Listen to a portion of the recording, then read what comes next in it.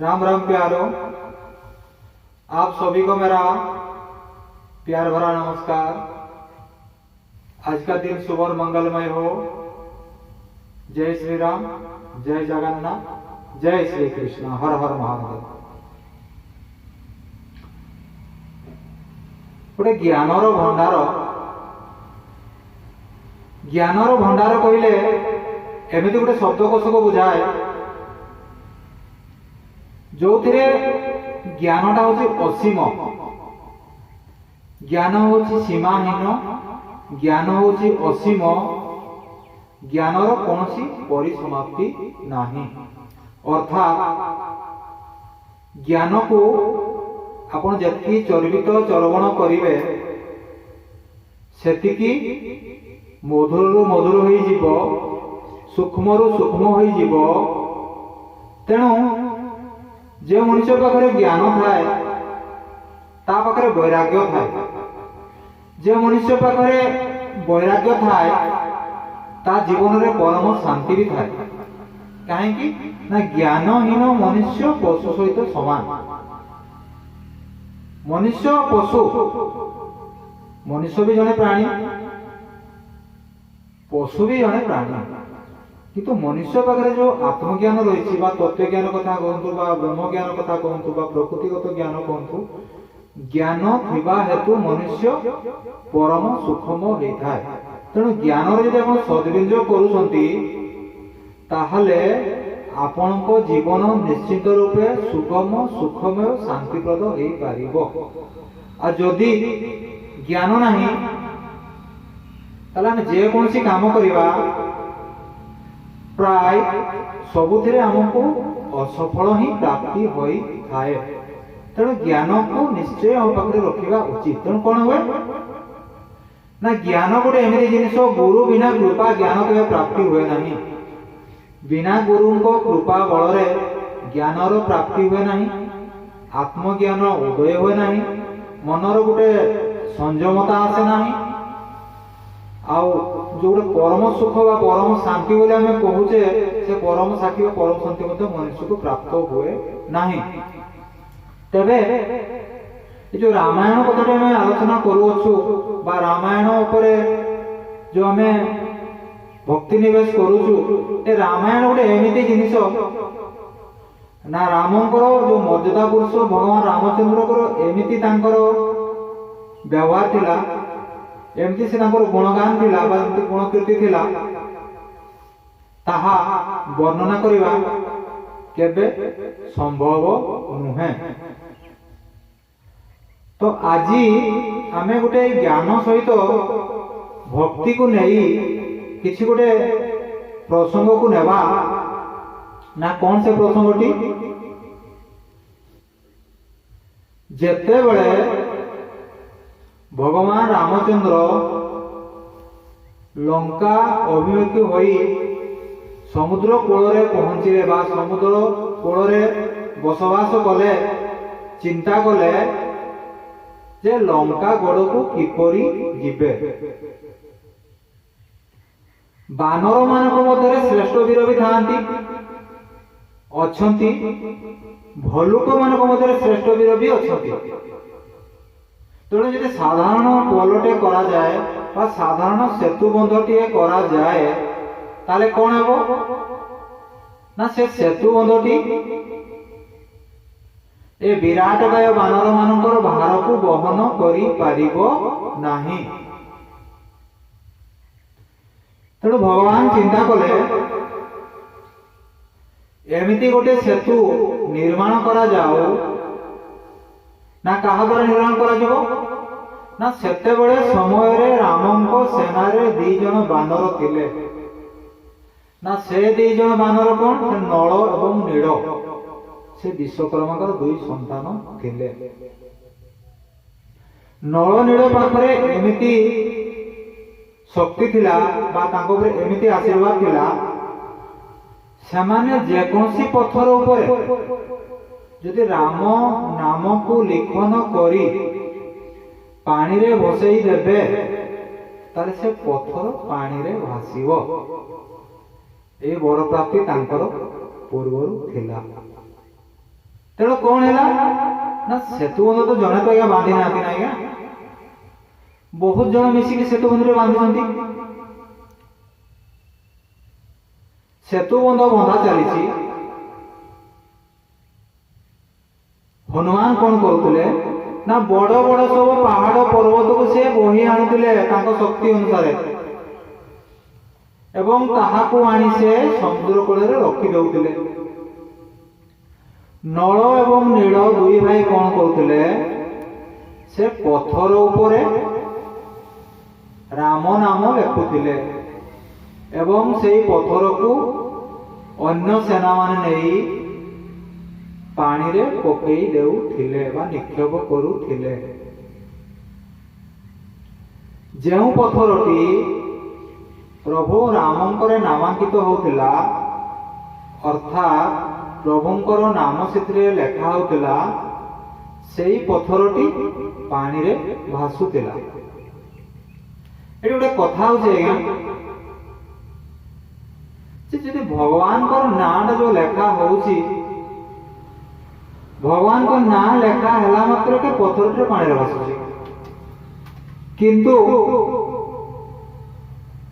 जेउ पत्थरटी रे भगवान को नाम लेखा हो नथला से पत्थरटी अचिरे समुद्र रे बुडी जाउ थिला। एटी एटी कोन होउची एटे तीन जण व्यक्ति पत्थर को पानी नेके बसौछंती ना किए के से तीन जण व्यक्ति गोटे होउची रावणकर सेना बाहिनी से माने पत्थर को समुद्र रे पकाउछंती आ से पत्थरटी भासुची तार अनति दूर रे भगवान रामचंद्र बसुती से मने मने चिंता करुछंती जदि मु दे चारिटी पत्थर पानी रे नहीं बसई दियंती ताहले कामटी आउटे शीघ्र सरी जाता आम शीघ्र लंकागढ़ को जाते लंकागढ़ रे जाई रावण को वध करी मां सीता को नहीं आसंते।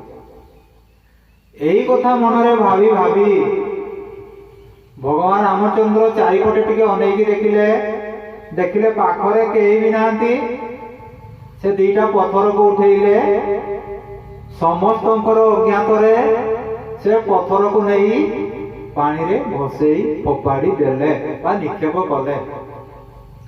आश्चर्य कथा कौन से पत्थर दुईटी बुड़ी गला बोला श्याम रामचंद्र की जय।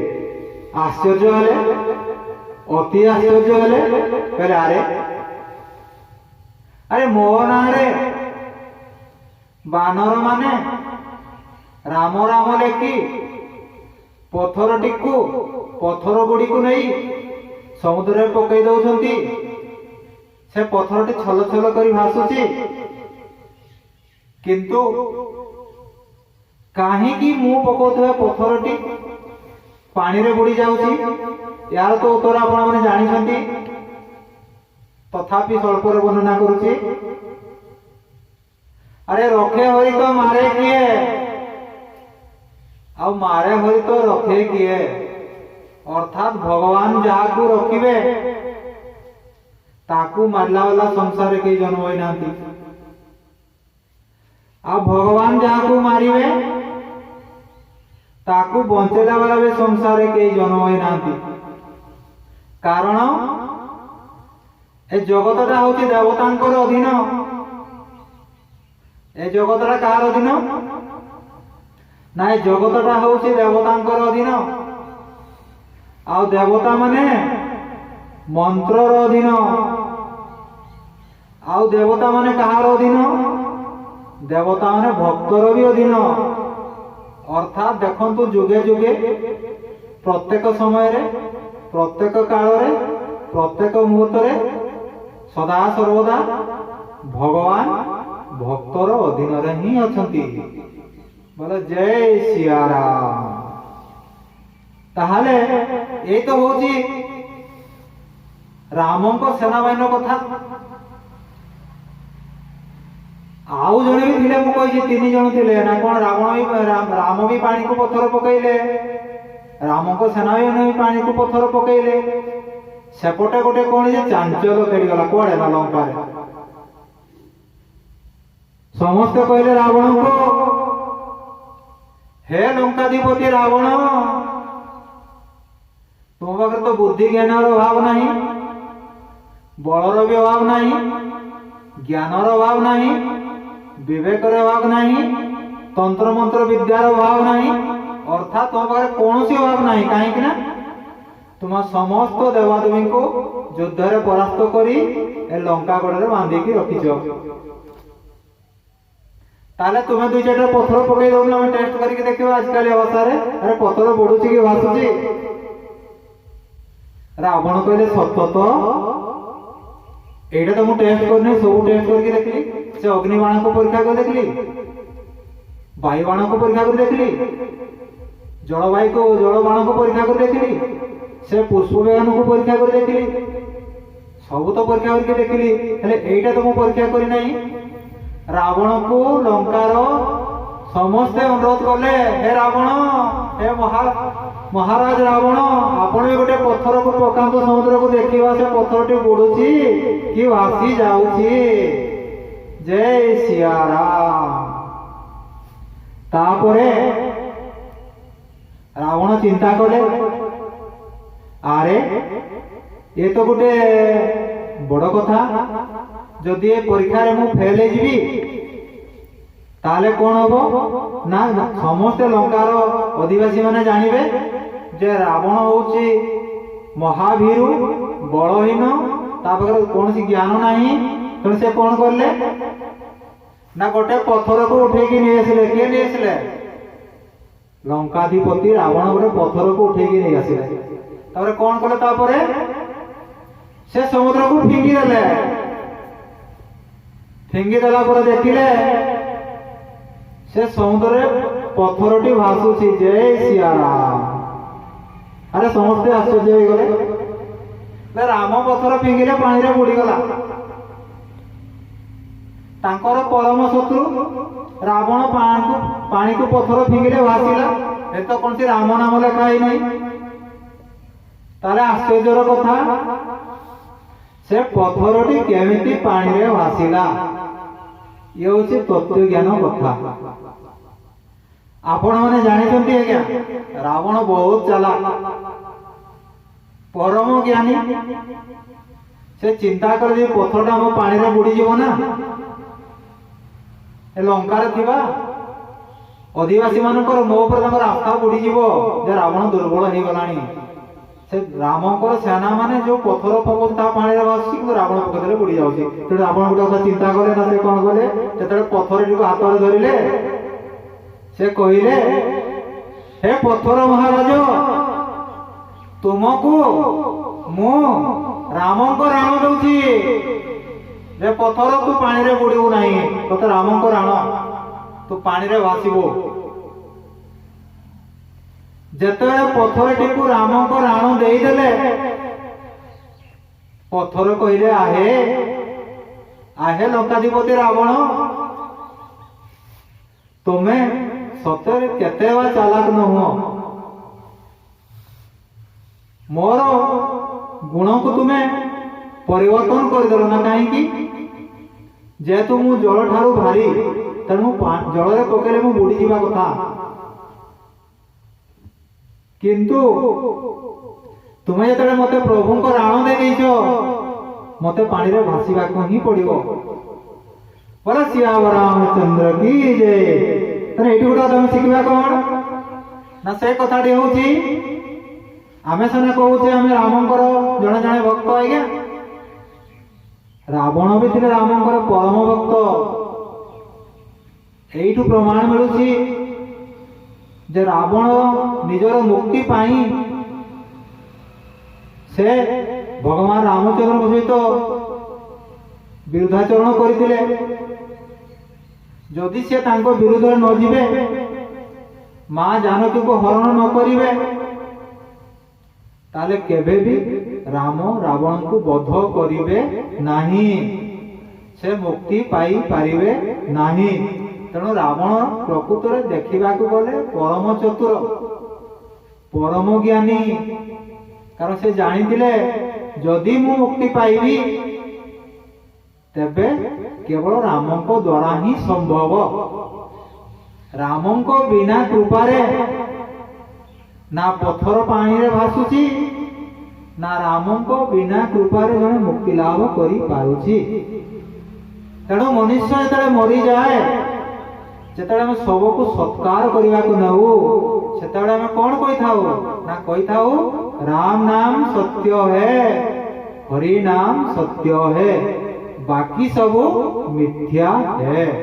ଆମେ କହୁଛୁ ଏଇଟା ମୋ ଘର, ଏଇଟା ମୋ ପୁଅ, ଏଇଟା ମୋ ଝିଅ, ଏଇଟା ମୋ ଗାଡି, ଏଇଟା ମୋ ସୁନା ଗହଣା, ଏଇଟା ମୋର ସବୁ କିଛି। କିନ୍ତୁ ବାସ୍ତବିକ ରୂପରେ ଦେଖିବାକୁ ଗଲେ ଆଖି ବୁଝିଲେ ହିଁ ଦୁନିଆଟା ଅନ୍ଧକାର। ସେଇଥିପାଇଁ ତ ଜଗତର ନାଥ ଜଗନ୍ନାଥଙ୍କର ଆଖି ଗୁଡାକ ଦିଟା କଳା କଳା ହେଇକି ଅଛି। ଜଗନ୍ନାଥ ମହାପ୍ରଭୁ କହୁଛନ୍ତି ଦୁନିଆରେ ଅଛି ମହାଶୂନ୍ୟ ଗୋଲ। ସମସ୍ତଙ୍କର ଆଖି ସାଧାରଣ ଆଖି ହେଇଥିଲେ ବି ଜଗନ୍ନାଥ ମହାପ୍ରଭୁଙ୍କ ଆଖି ଦୁଇଟି ଗୋଲ। କାହିଁକି? ଦୁନିଆଟା ଅଛି ଗୋଲ। ଏଇଠୁ ଆମେ ଶିକ୍ଷା ନେବା ଯେ ଭଗବାନଙ୍କର ନାମକୁ ମହାପାପୀ ଅଜାମିଳ ନେଇ ବି ସେ ମୁକ୍ତି ପାଇଥିଲେ। ରାବଣ ଜାଣି ଜାଣିକା ମା ସୀତାଙ୍କୁ ହରଣ କରି ମୁକ୍ତିକୁ ନିଜ ପାଖକୁ ଟାଣି ଆଣିଥିଲେ। ଲୋକ କୁହନ୍ତି କଣ ନା ରାବଣ ତ ମଲା ମଲା ଠିକ କଲା, କିନ୍ତୁ ସମସ୍ତ ରାକ୍ଷସ ମାନଙ୍କୁ ସେ ବିନାଶ କରିଦେଲା ରାମଙ୍କ ଦ୍ୱାରା। କିନ୍ତୁ ଭୁଲ ନା ଠିକ କୋଉଟା? ରାବଣ ଯଦି ଚିନ୍ତା କଲେ ରାମ ଦ୍ୱାରା ମୁଁ ନିହତ ହଉଛି ତାହେଲେ ମୁକ୍ତି ପ୍ରାପ୍ତ ହେଇଯିବି, ଆଉ ଯୋଉ ରହିବେ ରାକ୍ଷସ ମାନେ ସେମାନେ ତ ମୁକ୍ତି ପାଇପାରିବେ ନାହିଁ। ତେଣୁ ରାବଣ ଯଦି ଯୁଦ୍ଧ ହୁଏ ଲଙ୍କାଟା ପୁରୁଷ ଶୂନ୍ୟ ହେଇଯିବ, କେବଳ ବିଭୀଷଣ ହିଁ ରହିବେ। ଆଉ ହେଲେ ଯୋଉମାନେ ମଲେ ସେମାନେ ସ୍ୱର୍ଗ ପ୍ରାପ୍ତି ହେଲେ, ଏଥିରେ ଭାବାର କିଛି ନାହିଁ। ବୋଲେ ସିୟାବ ରାମଚନ୍ଦ୍ର କି ଜୟ, बोले संकट मोचन श्री हनुमान की जय। हर हर महादेव, जय सिया राम।